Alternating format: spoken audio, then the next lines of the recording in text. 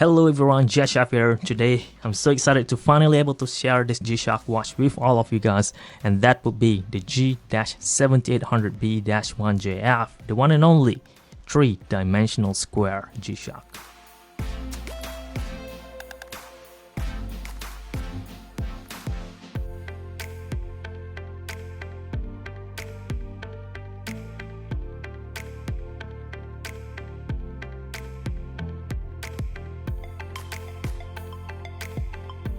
Let's just jump straight to the point. What is so 3D about the watch? There are two aspects to this, first being the watch body and second on the watch band.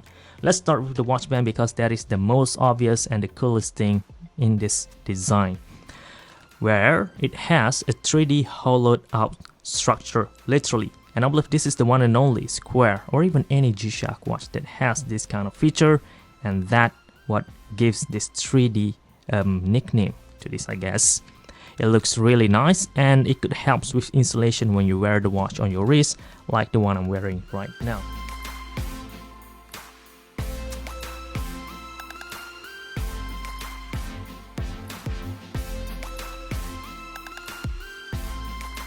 Despite being hollowed out, I'm surprised that this 3D structure really makes this segment of the watch band incredibly solid, which is great because it adds toughness, but at the same time it's gonna affect the comfort as you're wearing the watch throughout the day, depending on your wrist size. In my case, it works fine. If you have a bigger wrist, you're gonna have a bit of problem while wearing the watch. Second thing about the watch band is that they add a texture, some kind of coating paint on top to make sure the watch has those matte finishing, and also to add some sort of rugged appearance in it to match with the design on the watch band. The watch band also blends really well. Like most G-shock watch, they always design the strap to integrate really well with the watch body. You could see the flows from the side as well, those lines that goes all the way from the watch band up to the watch body and stop at the watch button that came in big size. This is my favorite part of the watch, big size button. You guys notice that I didn't own a lot of square, especially from the 5000 or the 5600 series. That is mostly because of this very reason. It is annoying to use. This, however, is a step upgrade to that. Keep in mind, this model was released 10 years ago, literally on January of 2009. And Casio only released 5 variations, so I'm not surprised if you guys haven't seen one of these before. And also getting one of these today might be a bit hard, although it is still possible, especially on the secondary market. The price originally starts at 15,500 Japanese yen, but you could buy one of these around 100 bucks, so it shouldn't be a big problem at all. Next, moving on to the 3D aspects on the watch body. What is so 3D about the watch body? It looks pretty simple, right? Well, it is. It actually features the same concept, 3D concept, as Casio are using on their NADG model today, where they make the index to be a bit higher than the actual display at the center.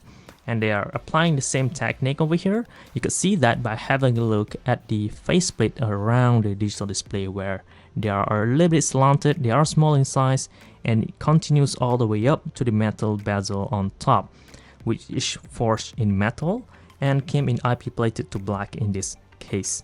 Despite having a digital display that was buried way down there and also came in negative, I'm impressed to the fact that the visibility is great on these models, and also for the fact that there are no wasted space whatsoever.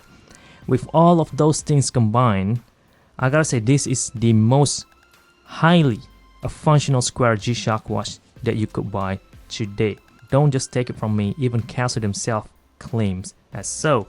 That's just on the construction. Let's move on to the function next, which is, in my opinion, just crazy customizable. In general, it only have basics, world time, stopwatch, timer, alarm, that's it. But the customizability of all those things really what makes this model stands out and makes it special in comparison to other square G-shock watch on the market. So let's have a quick rundown. First mode will have a world time. In here, it will spells out the city and also show the time at the same time. Casio only store in here 31 city and 31 time zones, which is not a lot but still workable. Next, you'll have a countdown timer. In here, it has a range to 24 hours. You could set it up all the way to the very second, and if you want to be quick, it also came with 8 preset timer. Just quickly access to the 1 minute, 3 minute, 5 minute, 10 minute, 15, 30 or 45 hour or 1 hour setting right away and just hit start. You are good to go. No need to go through all these manual settings like you need to on other square models. Next.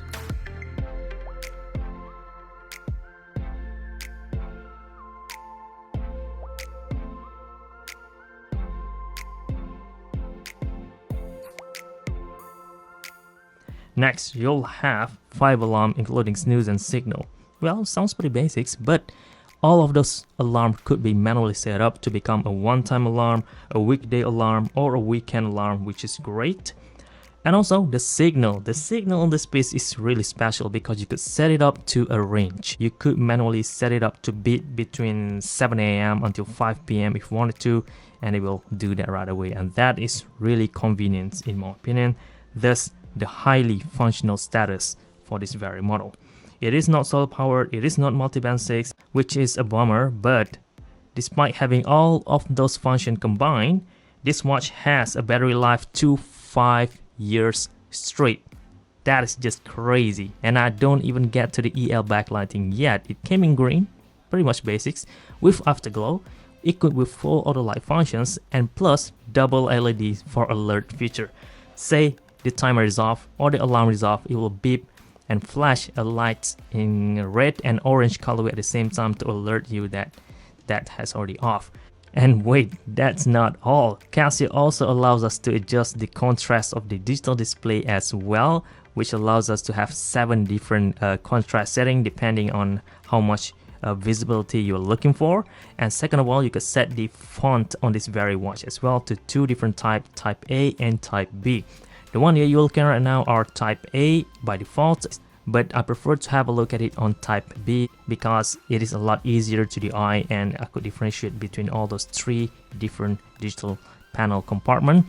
And you could also add 2 memos straight at home timekeeping just to keep you reminded on your daily routines, straight at home timekeeping, and that in my opinion is just incredibly functional. Alright, now back to the fit. What do you think about the fit? In my opinion, it fits really well. Again, like I said before, if you have a bigger wrist, you're gonna have a little bit of discomfort because this segment over here is a bit stiff, especially when you are bending your wrist. You're gonna be able to feel it, but in my case, since I have a skinny wrist of 15.5 centimeters, something like that, it works just fine because I'm not gonna bend this part as much. But there's something that I need to point out. So that is all that I have to share about this G-Shock watch. Let me know what do you think in the comment section down below. Don't forget to like this video, of course. Thank you very much for watching. This is gshock, and I'm